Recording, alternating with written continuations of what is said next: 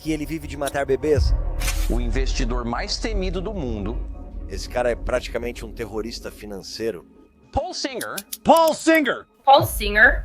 Singer, cante. E mesmo assim, esse bilionário americano não é um nome conhecido.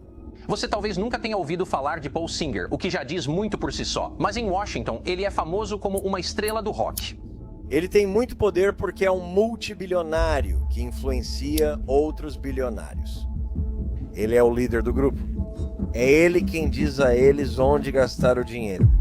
Como uma das pessoas mais influentes e conectadas dos Estados Unidos da América consegue se manter nas sombras? Ele é alguém que também tenta parecer uma pessoa moderada, do tipo que fica no meio termo. Em Washington ele é temido, em Wall Street ele é celebrado e, a portas fechadas, é um megalomaníaco imparável. Esta é a história do investidor mais agressivo do mundo e de quantas pessoas realmente morreram por suas mãos.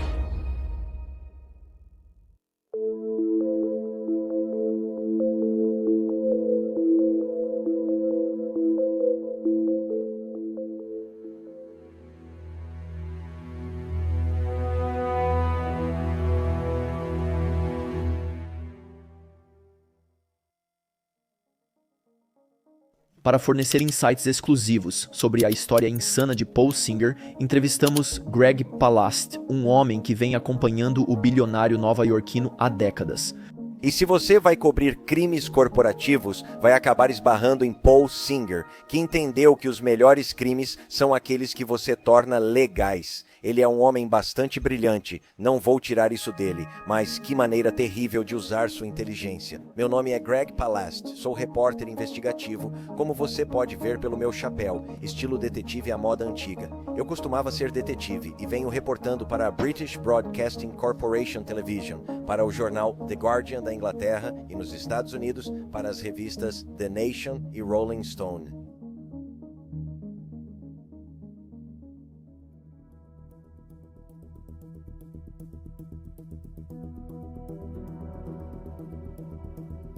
Capitão Pablo Lúcio Salônio sente medo.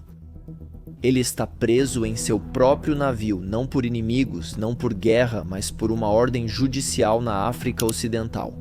As ordens são claras: se sair do navio, você será preso. O Armada da República Argentina Libertad, seu navio, orgulho da Argentina, um navio de guerra soberano, não vai a lugar nenhum.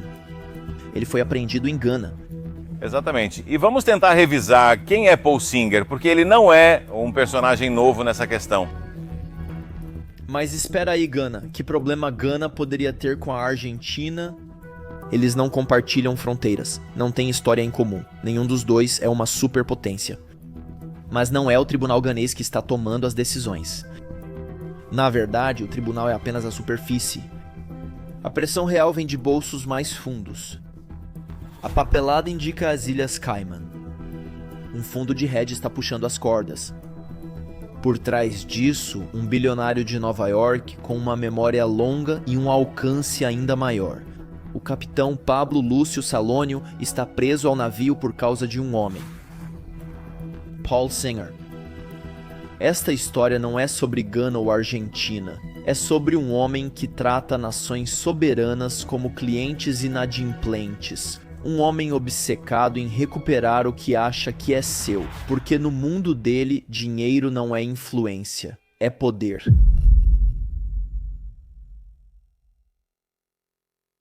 O dinheiro controla o poder e esse é um cara que te dá uma ideia de como isso aconteceu. Então quem é Paulo Singer de verdade? Acho que ele é um homem do passado e acho que as políticas e opiniões dele e até mesmo a forma como ele ganhou dinheiro, faz parte do que aconteceu e do que deu errado com a nossa economia nos últimos 40 anos.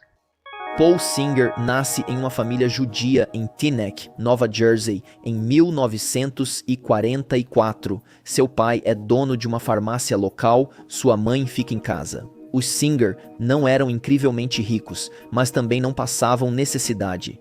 Paul segue para estudar psicologia na Universidade de Rochester e depois direito em Harvard. Seu primeiro emprego?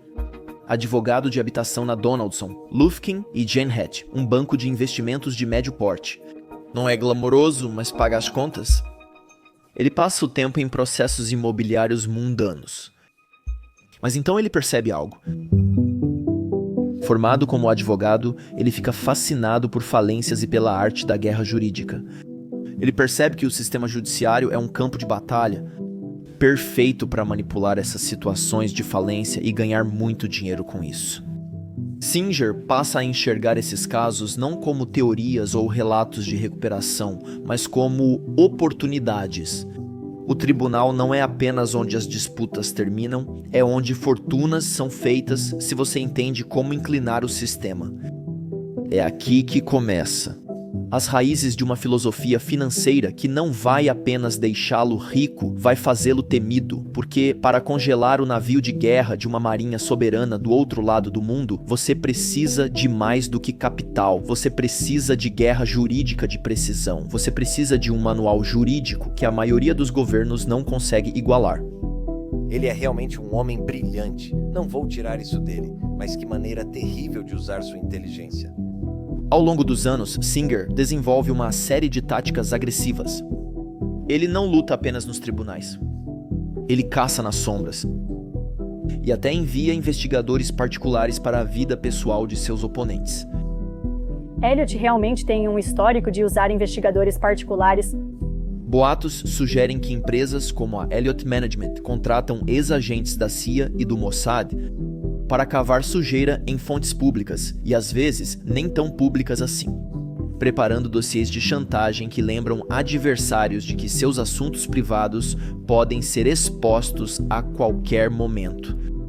Ele estava tentando usar informações pessoais e privadas sobre mim para me destruir e me tirar do ar.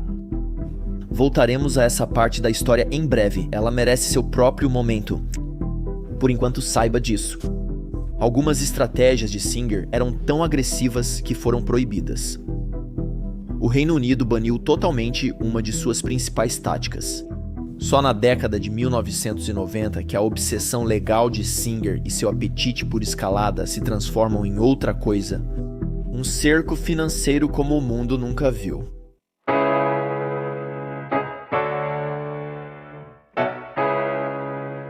Paul Singer está em uma encruzilhada. Por anos, Paul Singer trabalhou no mesmo banco de investimentos e, segundo todos, Singer era um advogado competente, mas a natureza lenta do direito corporativo lhe parecia passiva.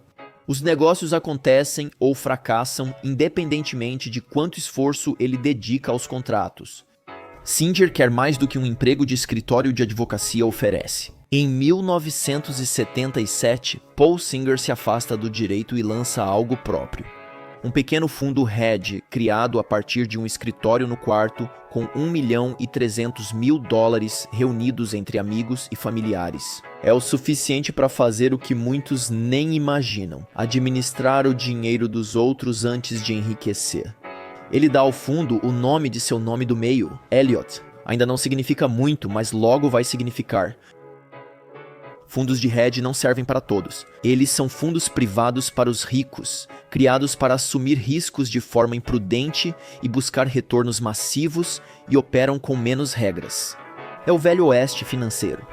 Um mundo em que a agressividade não é punida, mas recompensada, e logo se torna o playground de Paul Singer e sua Elliott Management. Já nos primeiros dias, a firma de Singer se destaca. A Elliott realmente mostrou uma habilidade de ganhar dinheiro quando todo mundo está perdendo, e isso é extremamente atraente para muitos investidores. Se você coloca seu dinheiro na Elliott, é muito improvável que você perca dinheiro simplesmente porque, historicamente, a Elliott não deixou isso acontecer. Show! A Elliott Management tem um sucesso incrível com algo chamado investimento ativista. Ativista? Não é esse tipo de ativista. Paul Singer também faz isso. Voltaremos ao assunto. Mas ele também é um ativista de uma forma, digamos, diferente. No setor financeiro, ativismo não significa sair às ruas. É sobre assumir o controle. E além de Singer, ninguém representa isso mais do que Carl Icahn, um homem que já abordamos neste canal. A Motorola é um exemplo perfeito de como Carl Icahn atua. Primeiro, ele seleciona uma empresa que considera mal administrada e negociada abaixo do valor. Há 2 anos, ele começou a comprar milhões de ações da Motorola. Agora ele controla mais de 1 bilhão em ações. Como de costume, ele faz exigências para tentar impulsionar o preço das ações em queda. Primeira exigência: demissão do Chief Executive Officer. Isso aconteceu em dezembro. Depois, dividir a empresa. O objetivo dele é sempre o mesmo: lucrar bastante para si mesmo. Porque dizem que você é o homem que todos adoram odiar. Adoram odiar? Poxa, assim você magoa meus sentimentos. Esse rótulo vem de sua abordagem implacável em aquisições. Em 1984, Carl Icahn comprou a American Car and Foundry Indústrias, fabricante de vagões ferroviários, seu primeiro negócio. Como eu poderia me livrar de 12 andares de pessoas? Então eu pensei, como faço isso? Não era apenas uma fantasia. Carl Icahn realmente fez isso, demitindo 12 andares de funcionários em um instante. E sem nenhum sinal de remorso. Agora imagine que só existe um cara considerado mais extremo do que Carl Icahn. É Paul Singer. Eles são chamados de ativistas porque tentam criar mudanças em uma empresa, mas fazem isso de uma maneira muito ativa. Enquanto o investidor médio espera a valorização das ações, os ativistas buscam fazer diferença. Antes, eram chamados de saqueadores corporativos. Parece técnico, mas é pessoal. Imagine abrir uma pizzaria no bairro. Um amigo investe em sua loja. De repente, ele começa a exigir uma nova receita de molho, demite seu primo e traz o antigo colega de faculdade dele para comandar as operações.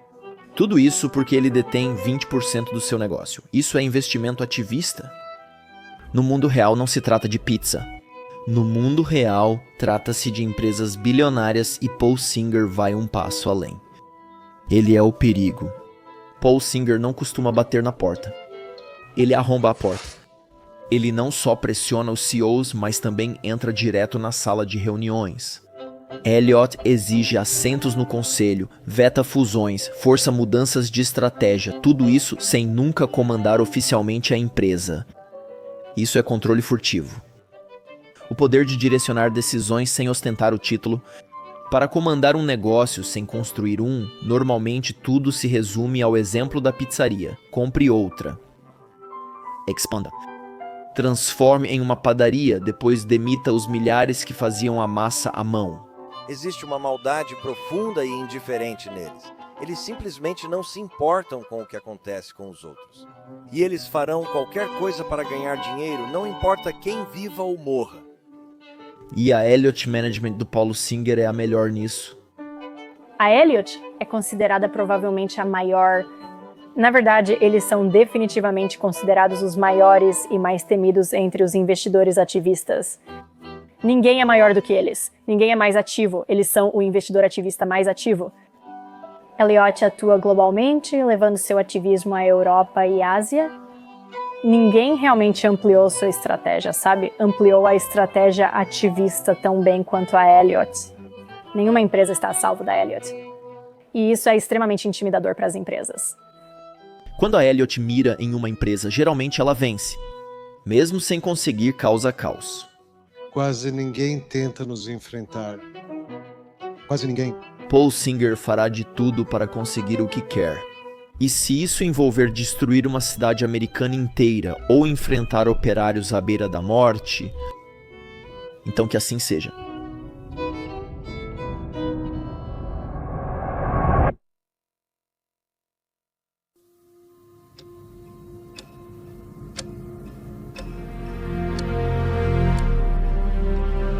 Milhares de trabalhadores estão morrendo lentamente, sufocados. Eles passaram décadas construindo a América, isolando suas casas, envolvendo seus canos, ganhando apenas o suficiente para sustentar uma família. Mas eles não sabiam que respirar no trabalho podia matá-los. O amianto não ataca rápido, ele espera. Ele se aloja no revestimento dos pulmões e quando aparece, já é tarde. A empresa responsável, Owens Corning, uma gigante de produtos para construção, está afundando em processos judiciais por amianto. Os homens que ela envenenou silenciosamente ao longo de décadas exigem compensação, esperando receber algo antes que o tempo acabe. Bilhões em responsabilidades, o suficiente para levar a Owens Corning à falência. E é aí que Paul Singer chega, não para salvar a empresa, nem para ajudar os doentes a receberem sua indenização, mas para iniciar uma ofensiva jurídica sem precedentes. Então, o que eles fizeram foi usar os tribunais de falências. Paul Singer comprou empresas que estavam entrando em falência ou já estavam falidas, e as comprou por quase nada, porque as empresas estavam falidas justamente porque deviam dinheiro aos seus trabalhadores que estavam morrendo de amianto. Deviam dinheiro para os remédios e para o cuidado deles. E Singer percebeu, bem, outros perceberam também, mas não iam se aproveitar disso, que segundo a lei de falências dos Estados Unidos da América, você pode eliminar processos judiciais, inclusive dos seus trabalhadores moribundos. Então ele se aproveitou disso. Elliot aproveitou a chance. Ele compra a dívida bancária da empresa por centavos e então começa a cruzada. É aqui que o brilho de Singer aparece. Seus advogados lutam para reduzir o que a empresa deve às suas vítimas. Quando você está tirando dinheiro de pessoas que estão morrendo, que literalmente estão morrendo porque não têm ar suficiente e não conseguem respirar, é uma maneira horrível de morrer. Eles financiam pesquisas que minimizam o papel do amianto nas doenças dos trabalhadores e até fizeram lobby no Congresso para limitar o que homens morrendo poderiam reivindicar. Nos bastidores, eles financiam uma campanha de relações públicas para desacreditar os doentes terminais, retratando-os como fraudadores que estão fingindo suas doenças. E ele fez uma campanha pública, dizendo que todas essas pessoas eram farsantes, e conseguiu que alguns médicos dissessem: "Ah, eles são todos farsantes. Eles estão todos mentindo. É um absurdo." E ele ainda conseguiu que George W. Bush apoiasse sua posição e promovesse a ideia de que esses trabalhadores do amianto estavam fingindo suas mortes, fingindo que estavam sufocando, que não conseguiam respirar. Mas, sabe, você pode ver isso, você tem que entender que não é uma doença misteriosa. Você vê isso, pode ver em um raio-x. Ah, sabe, né? Então a ideia de que esses caras estavam fingindo, isso era coisa feia, mas ele entendia o poder da proteção política. E funciona. O pagamento cai e os lucros do Singer aumentam. Um jornalista disse isso da melhor forma. Mas não são só os que estão morrendo que pagam o preço. Às vezes, são cidades inteiras. Antes de Paul Singer chegar, era um dos últimos lugares prósperos da América das pequenas cidades. O tipo de lugar que políticos prometem proteger. O coração de Sydney? Cabela's, loja de artigos para atividades ao ar livre bastante popular e enraizada na comunidade local. Elliot sente cheiro de oportunidade. Em dezembro de 2015, o fundo de hedge de Nova York compra uma participação de 11%. Não para fazer a empresa crescer, não para torná-la melhor, o plano de jogo de Singer é pressionar o conselho a vender a empresa. A administração da Cabela's, temendo disputa longa e cara com Singer, anunciou que buscaria comprador. Na época, a empresa de artigos para atividades ao ar livre ia bem, sem problemas ou necessidade de venda. Mas Singer não se importava com a saúde da empresa, queria apenas lucro e o apoio viria em breve. Cerca de um ano depois que Singer se envolveu, a Bass Pro Shops apareceu. A marca icônica oferece cerca de 5 bilhões de dólares para assumir a Cabela's. Logo depois Singer consegue o que quer. 2 grandes nomes em equipamentos outdoor estão se unindo. A Bass Pro Shops está adquirindo a Cabela's por 5,5 bilhões de dólares, conforme anunciado hoje. O preço das ações da Cabela's dispara com o anúncio e Singer está pronto para sacar o dinheiro. Em uma semana, literalmente uma semana, Paul Singer sacou o dinheiro. Ele comprou as ações por $38 cada e vendeu por $63 cada. Seu fundo de hedge lucrou pelo menos 90 milhões de dólares imediatamente e provavelmente mais ao longo do tempo. Mas ao contrário de Singer, a cidade de Sydney não recebeu os 90 milhões de dólares. Eles receberam uma sentença de morte. A sede da Cabela's foi fechada. A queda do maior empregador da cidade desencadeia uma espiral descendente. Milhares de empregos perdidos, valores das casas despencaram, centenas de execuções hipotecárias e assim uma cidade rural próspera se torna apenas mais uma vítima na máquina invisível de lucros de Elliot. Mas Singer não é do tipo que desacelera depois de uma vitória. Ele se move como um vírus, de uma oportunidade para a próxima, de um campo de batalha para outro, e do outro lado do mundo, outra luta está se formando. Só que, desta vez, era toda uma democracia em jogo.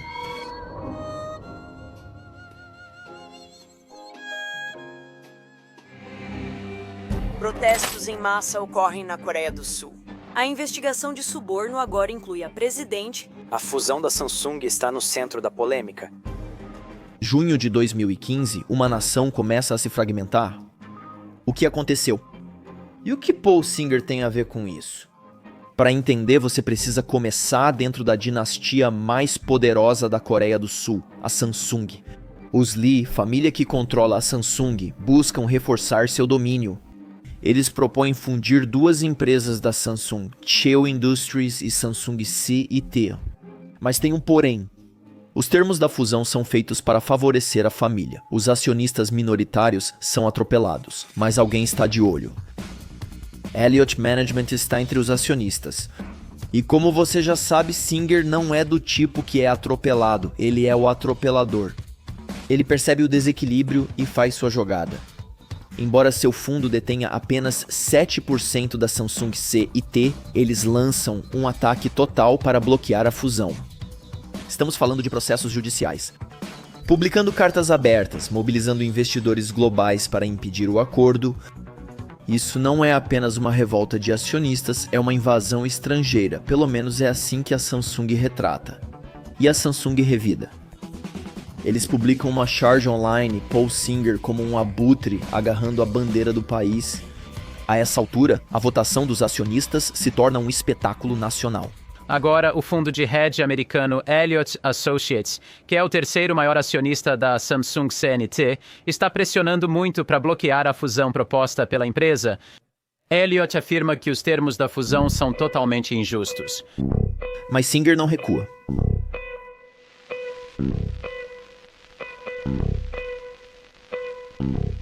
Julho de 2015, a votação é aprovada. Elliott perde. Samsung vence a votação. Por pouco. Só porque o Serviço Nacional de Pensão, gerido pelo governo da Coreia, apoiou a fusão. Caso encerrado? Ainda não. O interrogatório dos promotores com o ex-presidente terminou às 23h40 de terça-feira, após cerca de 14 horas na Procuradoria Central do Distrito de Seul. Park é acusada de desviar milhões de dólares de grandes empresas para entidades criadas por sua amiga Choi Soon-sil. Meses depois, a verdadeira história vem à tona. A Samsung fez lobby secreto ao gabinete da presidente para pressionar o NPS. Em troca, a empresa canalizou dezenas de milhões para uma confidente da presidente coreana. O que começou como uma fusão corporativa termina em um colapso político. Presidente sofreu impeachment, herdeiro da Samsung foi indiciado, corrupção exposta no alto escalão e agora Singer busca vingança. Anos depois, Elliott leva a Coreia do Sul à arbitragem internacional e ganha 108,5 milhões de dólares em indenização. Um fundo de hedge armado com 7% e uma tenacidade de pitbull acabou de derrubar uma presidência. Este é o método Singer. Porque Elliott não é apenas um fundo de hedge, é uma máquina de guerra jurídica. 40 bilhões de dólares em ativos, pressão dos acionistas, guerra jurídica e, claro, investigadores particulares. O próximo passo dele não será no tribunal, e sim nas sombras.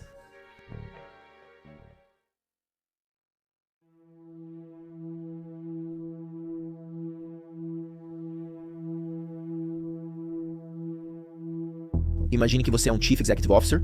Você passou a noite se preparando para uma reunião importante do conselho. Você conhece seus números, sua apresentação, suas respostas, mas nada disso importa porque, quando a reunião começa, não se trata mais das finanças da sua empresa. Agora é sobre suas mensagens privadas do passado com sua ex-esposa, comentários polêmicos no grupo dos amigos ou até nudes impressos, aquela coisa que você achou que ninguém sabia. É assim que Jonathan Bush deve ter se sentido. Elliot realmente tem um histórico de usar detetives particulares. Alguns dos investidores deles vão para reuniões com executivos, levando um dossiê grosso de histórias e artigos, basicamente munição que eles podem folhear e dizer: olha, aqui está tudo de ruim que você já fez e vamos tornar isso público se você não nos ouvir. Em 2017, Jonathan Bush lidera a Athena Health, empresa de saúde bilionária. Ele fundou a empresa em 1997 e virou destaque na medicina digital. Não é apenas a empresa dele, é seu bebê, seu legado. Mas então, Paul Singer chega, a Elliott Management anuncia que agora possui uma participação na empresa e eles querem o que sempre querem, maximizar seus lucros a todo custo.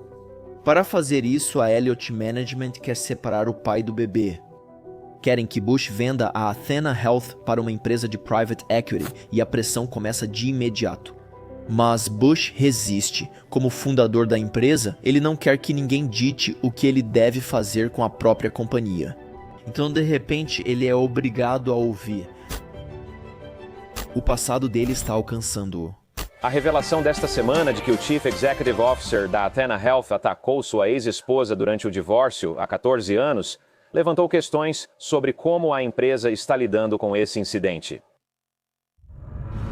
As agressões incluíram chamá-la de prostituta enquanto a empurrava contra a parede e bater repetidamente com o punho fechado no osso do peito dela, a poucos centímetros do bebê deles. Bush pede desculpas e sua ex-esposa até o defende, mas apenas alguns dias após essa revelação vem o próximo golpe.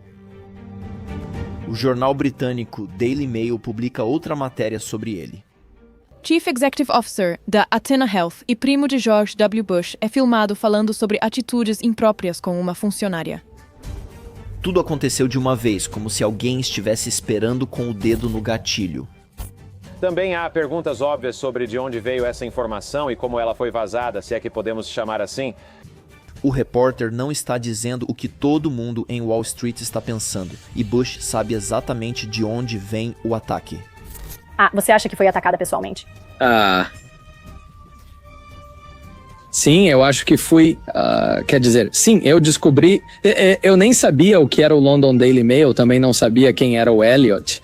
E não sabia o que era o London Daily Mail até me ver na capa dele, por ter agredido minha esposa, né? Então, sim, foi um programa profundamente pessoal que funcionou muito bem para eles e eu não estava, sabe, nem eu, nem meu conselho estávamos preparados para lidar com isso. A pressão aumentou e, em apenas 11 dias, Bush está fora, expulso da empresa que ele mesmo fundou. Sem processo, sem votação do conselho, apenas colapso. Elliot consegue o que queria. A Athena Health é adquirida por 5,7 bilhões de dólares pela Veritas Capital e Evergreen Coast Capital, uma afiliada da Elliot, e como sempre, eles não deixam rastros. Oficialmente, a Elliot nega ter orquestrado a campanha de difamação. Fundos de hedge, especialmente os ativistas, costumam usar serviços de detetives particulares. Às vezes, basta pagar um investigador para buscar informações públicas, mas em outras pode ser preciso contratar ex-agentes da CIA, Serviço Secreto de Inteligência do Reino Unido ou Mossad. Fundos de hedge contratam quem traz táticas de inteligência ao mundo corporativo para vencer disputas de aquisição hostil. Isso realmente parece insano, então foi a Elliot que esteve por trás da queda de Jonathan Bush? Pessoas de dentro acreditam que Singer estava por trás de tudo ou quase isso. Ninguém pode afirmar com certeza, mas só o boato de que um fundo de hedge poderia usar agentes de inteligência já é suficiente para silenciar qualquer oposição. E esse é o ponto. Quando questionado sobre isso, Elliot comenta que eles estão avaliando todos os investigadores terceirizados. O que significa que nem sempre foi assim dentro da empresa de Elliot. O silêncio é padrão. Os funcionários são estritamente proibidos de ter contas privadas nas redes sociais. E Singer, ele nunca comenta, nunca tuita, nunca explica. O trabalho sujo é feito por outros, ele fica nas sombras, mas aprova tudo, e Paul Singer está disposto a aprovar coisas que ninguém mais quer tocar. Uma advogada que costumava representar a Elliot me disse: para fazer ativismo de verdade, você não só precisa ser inteligente e persistente, mas também precisa estar disposta. Nem todos querem ser o vilão, mas a Elliot está disposta a isso. Ela está disposta a ultrapassar limites que outros não cruzariam.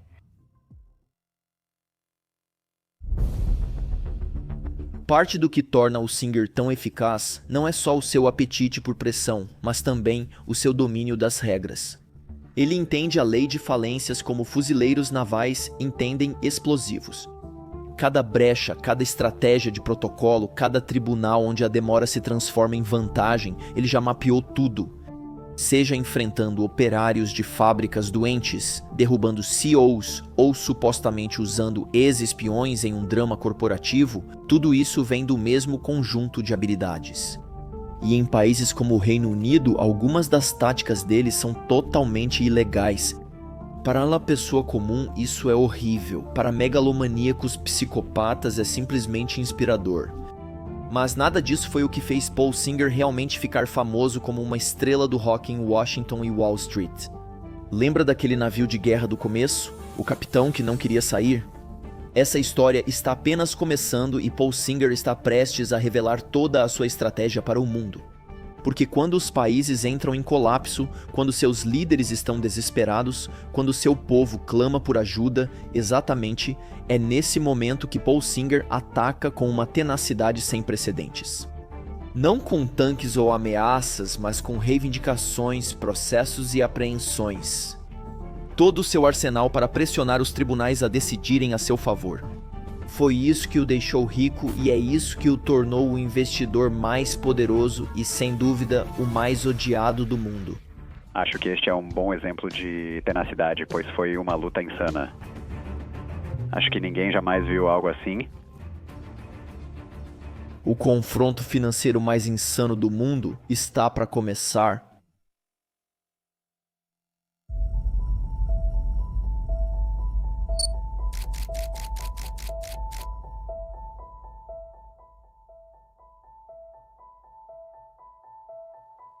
Ele é chamado de abutre tanto pela Argentina quanto pelos amigos dele no setor bancário. Elliot é a face feia dos Estados Unidos.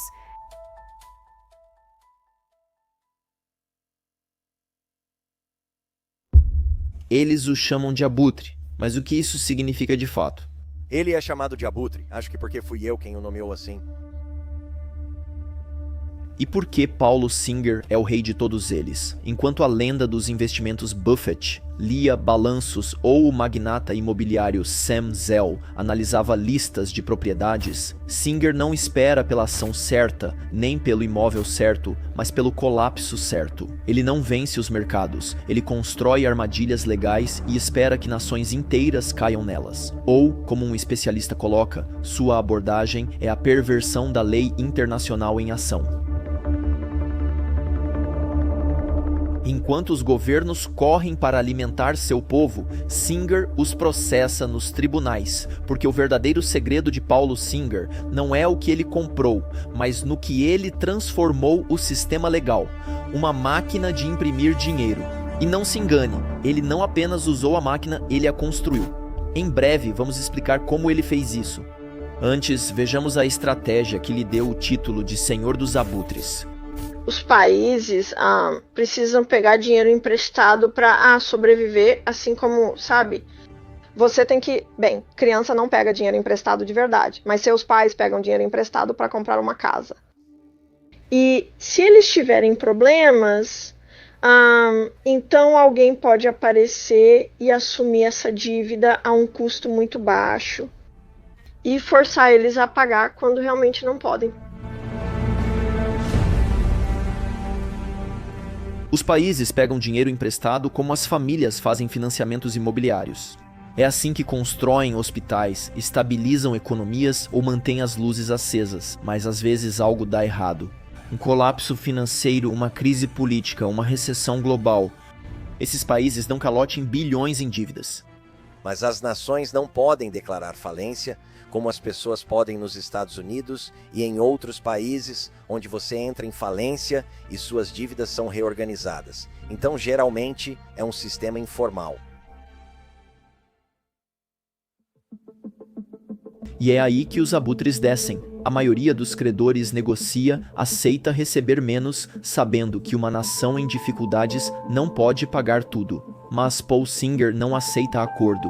Em vez disso, ele espera aquele momento de fraqueza. Seus fundos ficam parados até que os títulos estejam baratíssimos. Compra tudo e depois processa pelo valor total, não só o que era devido, mas toda a quantia inflada. O saldo restante, juros, multas, anos de honorários advocatícios. O valor total às vezes chega a talvez 100 vezes o que você investiu. E é sempre, por definição, você está atacando as corporações, pessoas e nações mais pobres e indefesas.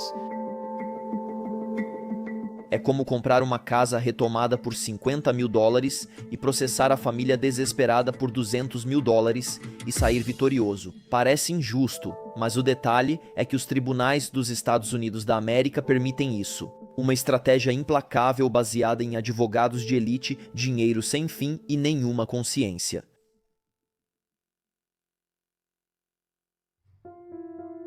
Na década de 1990, a República Democrática do Congo foi devastada por uma epidemia de cólera, uma doença transmitida pela água que mata silenciosamente, mas é totalmente evitável com água limpa e remédios básicos. A ajuda internacional dos Estados Unidos da América e da Europa deveria ajudar a conter a propagação e salvar vidas, mas, em vez disso, esse dinheiro destinado a acabar com a epidemia acabou nas mãos de Paul Singer, não porque ele roubou, mas porque fez algo até então inédito. Paul Singer havia comprado a dívida da República do Congo, que estava no meio de uma guerra civil e de uma epidemia de cólera. Ele comprou uma dívida antiga por $10 milhões e em seguida processou o Congo e ganhou a causa, porque eles não tinham como se defender no meio de uma guerra civil. Singer interceptou os fundos legalmente. E é por isso que um dos funcionários das Nações Unidas me disse que o negócio dele é matar bebês.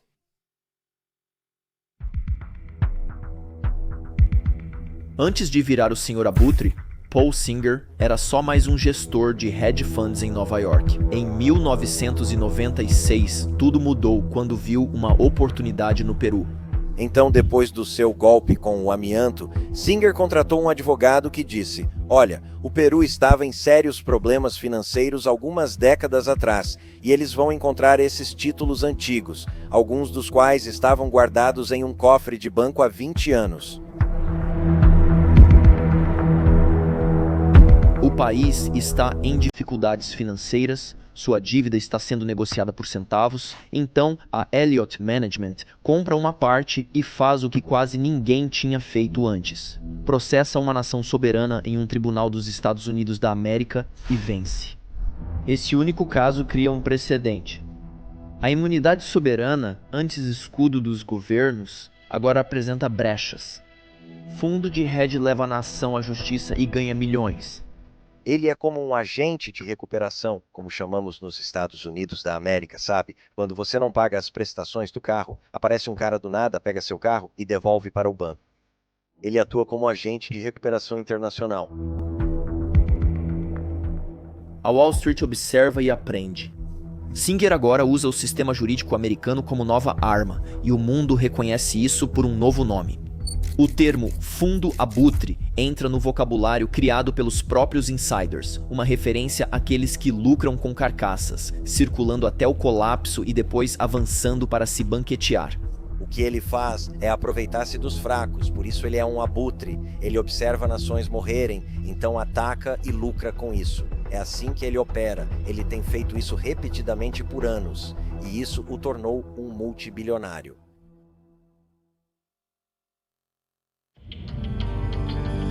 No início dos anos 2000, isso vira uma questão política. Astros do pop condenam, o Banco Mundial alerta sobre ameaça à dívida. Até o secretário do Tesouro dos Estados Unidos da América, Henrique Paulson, critica. Eu deploro o que os fundos abutres estão fazendo. Para Singer, isso é só um modelo de negócios, e o Peru é sua primeira vítima. Depois, Singer aperfeiçoa a estratégia e ajusta o sistema a seu favor. Inicialmente, esconde-se atrás de empresas de fachada, deixando subsidiárias cuidarem das disputas legais. Quando as decisões o favorecem, ele se expõe publicamente. Agora, a Elliott Management processa abertamente, servindo de exemplo, e outros fundos de hedge seguem o mesmo caminho. Singer não só usa brechas, mas também as cria.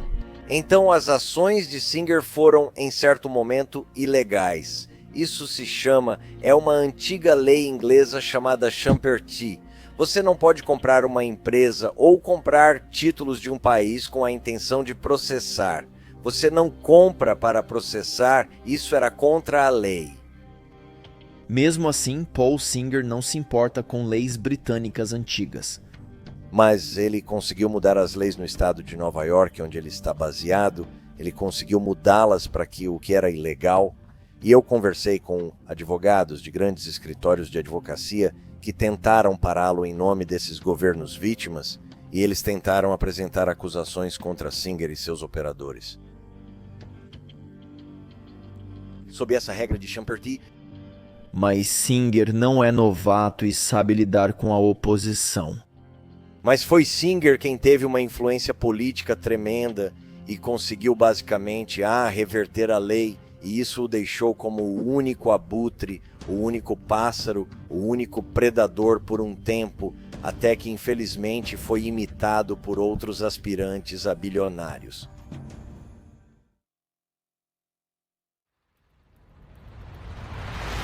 Fundos de hedge como o dele agora podem adquirir dívidas problemáticas e processar agressivamente seus alvos. Além disso, ele pressionou por uma pequena mudança na forma como os juros sobre a dívida são calculados. Algo que muitos nem notariam. Mas isso fez muita diferença. Triplicou o pagamento dele quando chegaram os processos. Apenas alguns meses depois que esse projeto de lei virou lei, ele até doa para o político que ajudou a aprová-lo. O Reino Unido percebe isso chegando e, em 2010, proíbe totalmente processos do tipo abutre contra as nações mais pobres do mundo. Lembre-se de que algumas das ações de Singer, certamente de acordo com as Nações Unidas, de acordo com o Banco Mundial, que não é a organização mais progressista, os ataques de Singer são inconcebíveis e deveriam ser interrompidos. Então, o que aconteceu foi que eu fiz uma reportagem para a televisão British Broadcasting Corporation e na manhã seguinte o parlamento britânico aprovou uma lei dizendo que você não pode usar os tribunais britânicos para cobrar dinheiro dessas nações em guerra civil ou em epidemias. Nos Estados Unidos, a máquina segue funcionando. No fim do vídeo, você entenderá o motivo. Pessoas como Paul Singer têm uma influência tremenda sobre o nosso processo político. Atualmente, o bilionário nova-iorquino Paul Singer é considerado o principal inimigo da Argentina. Mas como ele ganhou esse título, a resposta nos leva novamente a um lugar conhecido.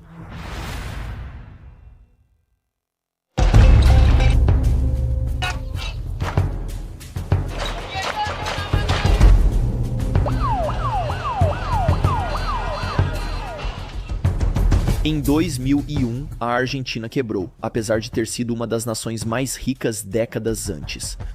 Agora, a economia deles e a moeda despencam, e famílias de classe média perdem suas economias rapidamente. Distúrbios eclodem por todo o país, e o homem no comando foge do país em uma fuga de helicóptero. É o cenário ideal para os abutres aparecerem. Em 2001, a Argentina quebrou um recorde ao dar calote em 95 bilhões de dólares em empréstimos. A economia deles afundou e capitalistas como Paul Singer compraram dívidas quase sem valor após o calote, esperaram a valorização e agora exigem o pagamento total.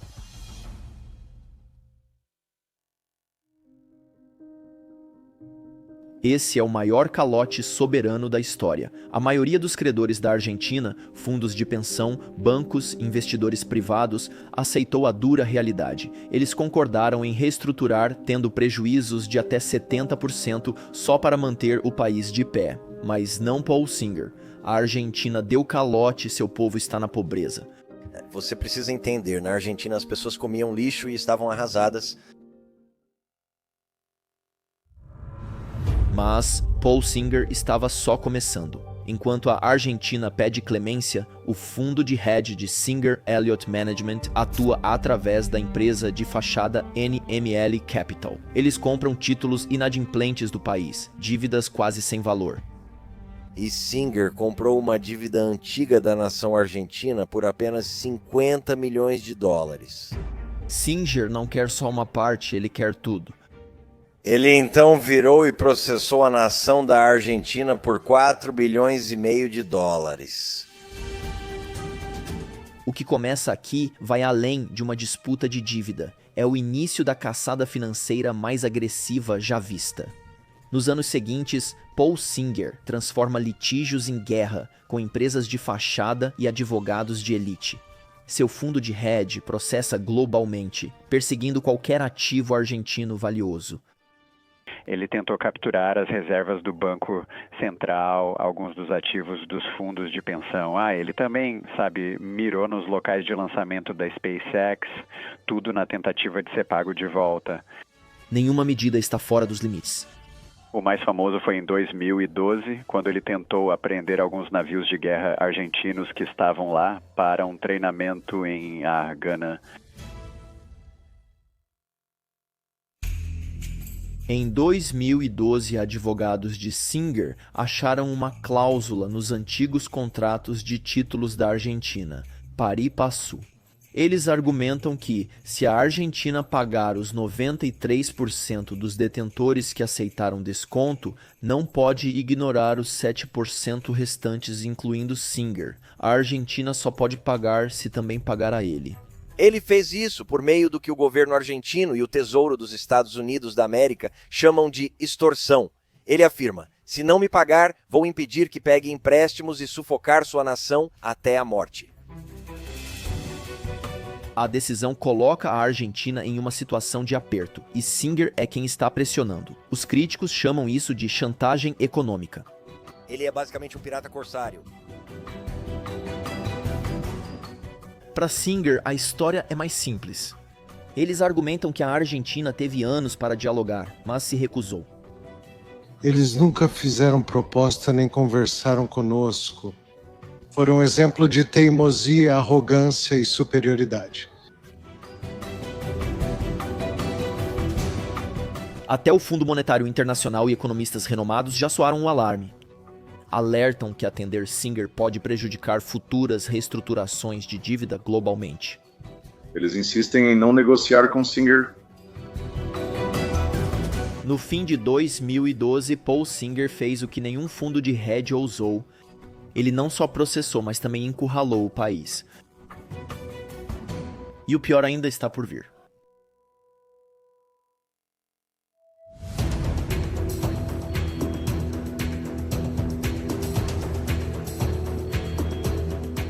Em junho de 2012, a Argentina envia um de seus símbolos mais orgulhosos, o Armada da República Argentina La Libertad, um navio escola, um dos mais rápidos e maiores de seu tipo no hemisfério sul. A bordo, cerca de 200 pessoas, marinheiros, oficiais e estudantes navais prestes a se formar. Viagem pacífica em homenagem à nova geração das Forças Armadas da Argentina. É uma tradição que nunca foi feita para virar manchete. Mas no dia 3 de outubro, ela vira. La Libertad atraca no porto de Temagana. É uma parada de rotina, até que deixa de ser. Um tribunal local emite uma ordem. O navio não parte. Por trás, Paulo Singer. Seu fundo de hedge, Elliott Management, afirma que a Argentina deve milhões. E é assim que ele pretende cobrar. Isso nunca foi feito antes. Navios militares não são apreendidos por disputas financeiras. Mas em Gana, um país com um sistema jurídico forte o suficiente, classificado acima da Índia e do Brasil, Singer consegue fazer isso acontecer. A Argentina se recusa a pagar, então o navio fica lá, preso. Não por horas, mas por semanas. Cerca de 200 argentinos ficam quase reféns. Se você ou eu fazemos isso, é considerado ato de guerra e de pirataria. Então chega o momento. Funcionários de Gana tentam mover o navio para outro cais. Mas os marinheiros argentinos se recusam. Eles sacam armas prontos para se defender. A crise está prestes a explodir em um impasse entre duas nações, tudo por causa das ambições de um único bilionário com uma equipe jurídica e um rancor. Eventualmente, a diplomacia prevalece. A Organização das Nações Unidas intervém e o Tribunal Internacional do Direito do Mar decide. La Libertad é uma embarcação militar imune à apreensão. Ela deve ser liberada. Elliot não recebe o dinheiro. Nem $1 ainda. Em vez disso, a Argentina celebra o retorno do navio como herói. Porque tem que ser assim. A verdade é que a Argentina foi publicamente humilhada. Paul Singer nunca precisou ganhar o caso. Ele só precisava enviar uma mensagem e provou que nenhum bem do governo, nenhum navio de guerra, está fora do seu alcance. Nunca foi só sobre a Argentina, mas sobre até onde Paul Singer iria, em qualquer lugar. A mensagem foi clara.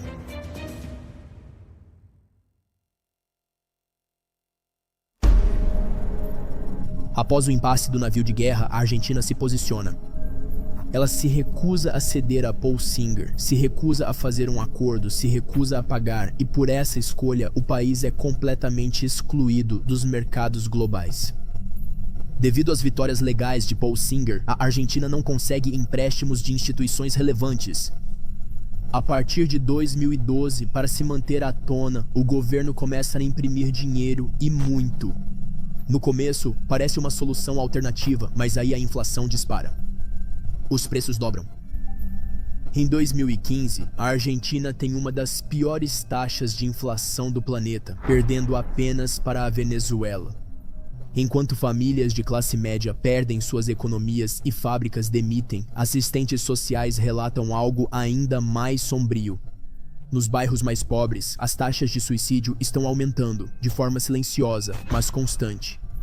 Poucos conhecem o nome de Paul Singer. Eles não ligam para processos judiciais ou bilionários em Nova York. Mesmo assim, a pressão dele afeta a vida deles. A presidente argentina Cristina Kirchner chama isso de imperialismo. Pátria contra abutres, ela declara. Apesar dos slogans, quem paga é o povo.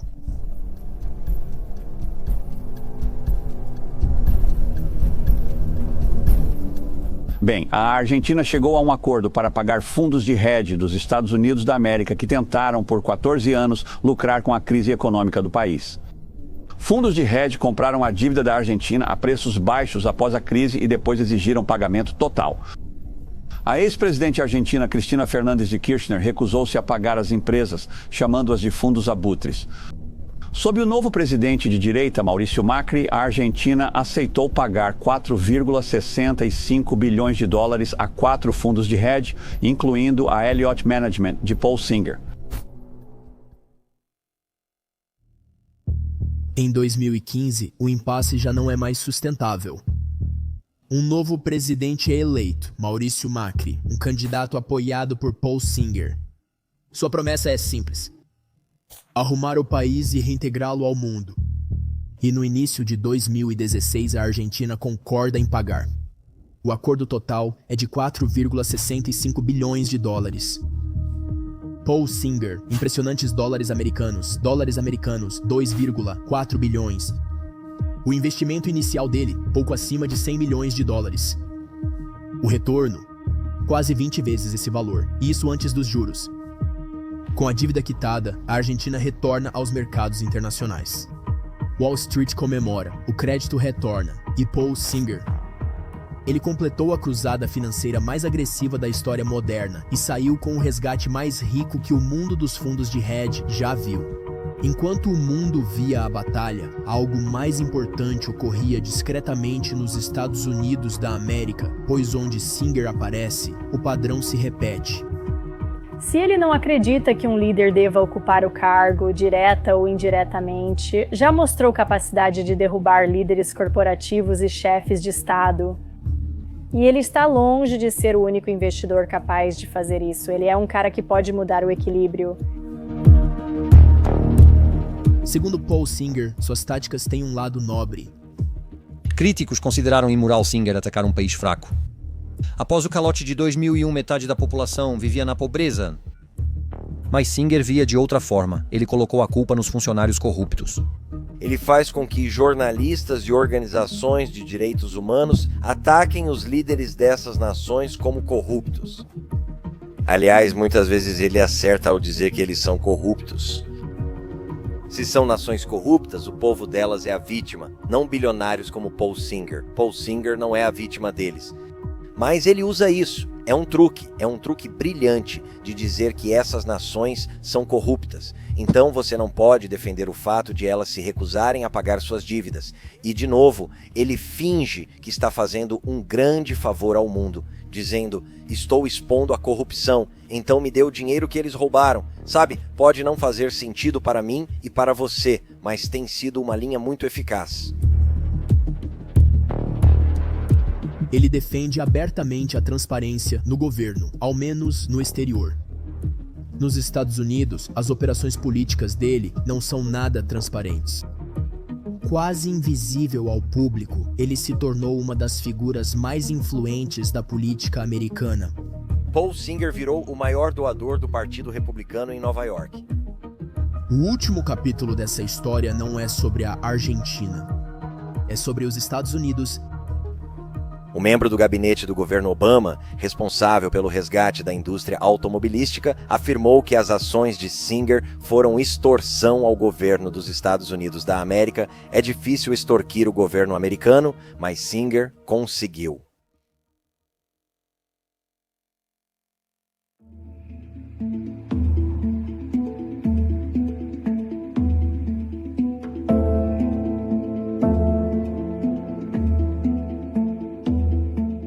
Paul Singer provavelmente chamou minha atenção pela primeira vez há cerca de 10 anos, quando percebi que ele era um dos principais financiadores de alguns dos think tanks que tiveram um papel enorme em pressionar os Estados Unidos a invadir o Iraque. Paul Singer tem poder financeiro para levar um país à guerra. E ele faz isso financiando think tanks. Já vamos explicar o que isso significa. Enquanto o mundo assistia Paul Singer lutar contra a Argentina, ele estava silenciosamente construindo algo maior e mais perigoso em casa. Um império doméstico, projetado para moldar a política, a lei e a cultura. Coração dessa máquina, think tanks. Mas o que são afinal os think tanks e por que eles são tão poderosos?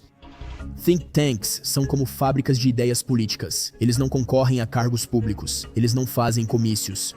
Eles fazem o trabalho silencioso, escrevem relatórios, elaboram argumentos jurídicos e treinam especialistas em políticas públicas.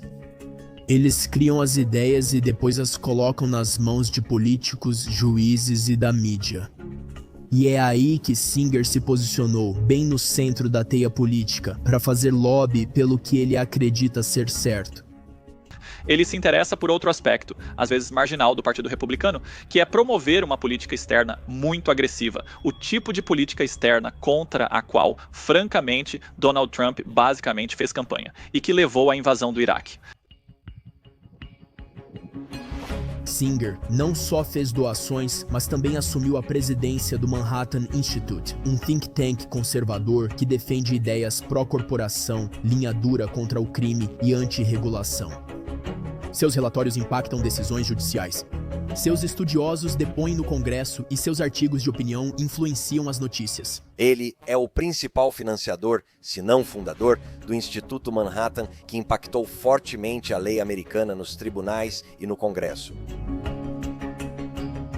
E sua influência vai além da política externa. Suas opiniões refletem outra rede poderosa que já abordamos antes neste canal, os irmãos Koch.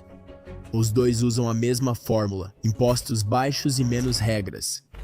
Lucro máximo. Para expandir essa estratégia em 2014, Singer ajudou a lançar a American Opportunity Alliance, uma espécie de cúpula de doadores de elite, onde os financiadores republicanos mais ricos alinham suas estratégias. Eles estão absolutamente buscando influenciar e, em última análise, tentar capturar esse campo de ideias ou o debate de políticas em torno de questões específicas.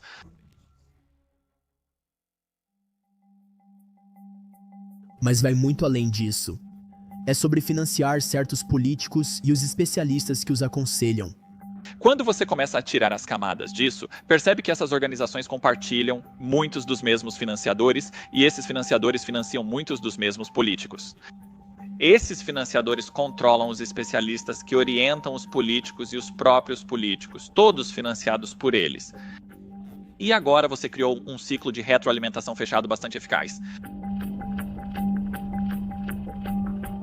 Os mesmos doadores financiam os think tanks, os veículos de mídia e os políticos. O resultado? Um ciclo fechado de influência. O que o público vê como um debate espontâneo pode estar mais próximo de um roteiro, mas financiado pelo mesmo talão de cheques. Paul Singer não financia só mudanças políticas. Ele fabrica os projetos, treina os mensageiros e diz a outros bilionários onde assinar. Ele tem muito poder porque é um multibilionário que influencia outros bilionários. Ele é o líder do grupo, é quem diz a eles onde gastar seu dinheiro. Assim como nas reuniões corporativas, Singer não busca holofotes, cargos eletivos ou coletivas, apenas influência discreta e silenciosa. Eu fiz essa matéria sobre como, e então como, esse dinheiro, secretamente parte dele, chegou até Mitt Romney, esse candidato à presidência, e Barack Obama chegou a mencionar minha investigação nos debates com Romney, mas não houve cobertura sobre isso, mesmo com Barack Obama tendo mencionado minha matéria. E então, o presidente do Sindicato dos Trabalhadores da Indústria Automobilística entrou em contato com a Associated Press, que é a árbitra do que é notícia nos Estados Unidos. Você não entra em um jornal nos Estados Unidos a menos que isso tenha sido basicamente aprovado e divulgado pela Associated Press. Ele pergunta, o que houve com a matéria de Greg Palast sobre Paul Singer? E o abutre atacou, o repórter da Associated Press contou ao chefe do sindicato que pela primeira vez em 30 anos de carreira, ele foi orientado a não tocar nessa história. Nós não podemos publicar essa matéria. Então minha matéria foi barrada em todo o país. Ele molda o resultado nos bastidores, um mestre dos fantoches nas sombras. Você precisa entender, Paulo Singer realmente se opôs a Donald Trump. Ele tinha medo de que Trump levasse os Estados Unidos a uma recessão. Mas então, logo depois que Trump assumiu o cargo, ele disse à imprensa, sabe quem está me esperando no Salão Oval? Paul Singer.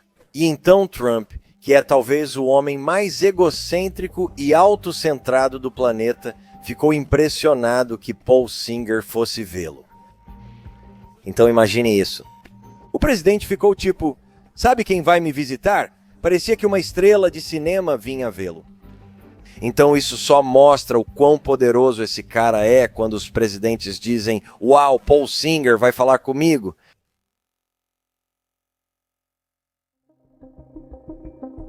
Em 2017, quando o Congresso aprovou grandes cortes de impostos para empresas, Paul Singer teve participação. Quando progressistas sugeriram impostos sobre riqueza, institutos de Paul Singer ajudaram a barrá-lo nos tribunais. Mas nem tudo que Paul Singer financia se encaixa nesse padrão. Ele é frequentemente elogiado por ativistas lésbicas, gays, bissexuais, transgêneros e queer, que o veem como um raro aliado entre doadores republicanos. No caso dos direitos dos gays, meu filho mais novo se assumiu gay para mim em 1998, quando tinha 21 anos. E logo após algumas conversas breves, fiquei muito interessado em ser um financiador de grupos de direitos dos gays, em ajudar nesse campo.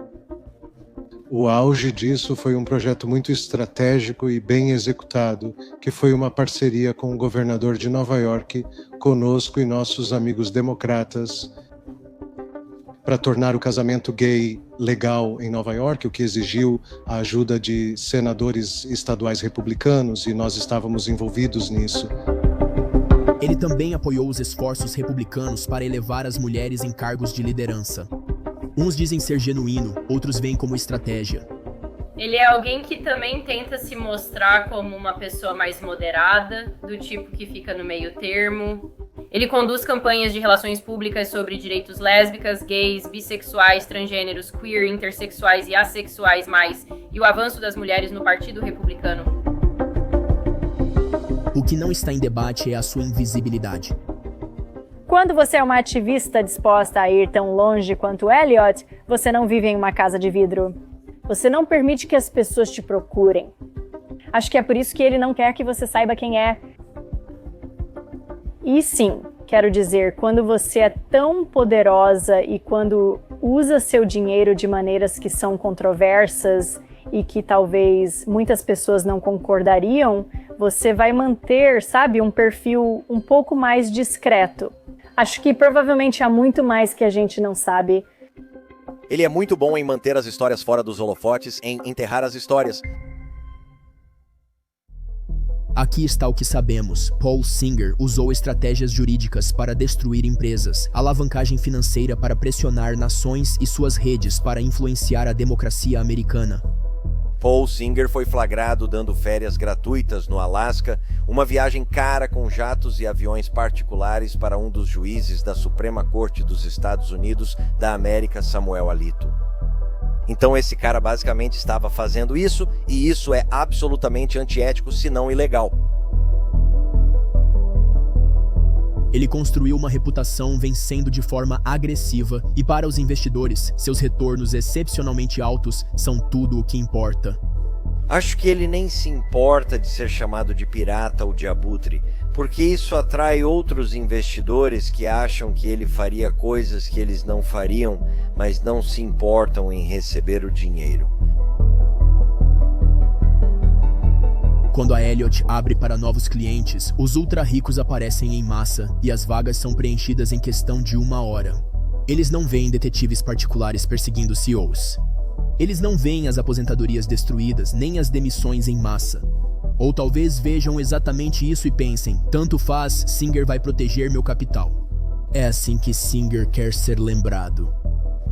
Ele tentou fazer a diferença. Ele protegeu o capital de muita gente por um longo período de tempo. Até seus maiores críticos provavelmente admitiriam isso sobre ele. Mas Paul Singer não está sozinho. Outros bilionários copiaram seu modelo. A questão é, quantos impérios invisíveis estão moldando o nosso mundo agora, sem que a gente perceba? Mas há um motivo pelo qual o think tank de Paul Singer foi atrás dos direitos de voto.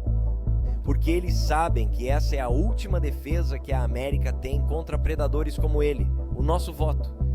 Porque nós temos mais votos do que eles têm dinheiro. E, portanto, a democracia é a resposta. E é por isso, meus compatriotas americanos, não deem essa democracia e não deem seu voto como garantidos, porque esses bilionários estão vindo atrás do seu direito de votar. Se você gostou deste vídeo, provavelmente também vai gostar do nosso sobre outro império controverso.